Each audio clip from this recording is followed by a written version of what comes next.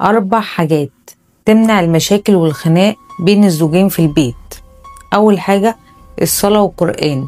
لما يكون في بينهم علاقة بربنا، يعني بيصلوا سوا أو بيشجعوا بعض على الصلاة وقراءة القرآن، ده بيهدي النفوس وبيخلي فيه بركة في البيت والمشاكل بتصغر.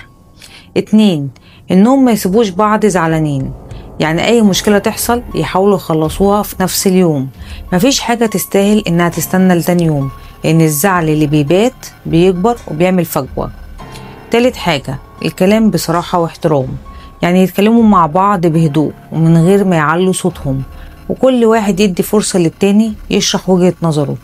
الاحترام في الكلام بيقلل الخناق. نفهم بعض علشان نريح بعض.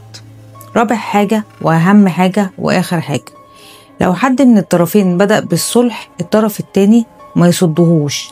بلاش تكسر الحاجة الحلوة اللي ممكن تصلح اللي بينكم، وبلاش العند بيموت الاحترام، بيموت التفاهم، بيموت المودة والرحمة.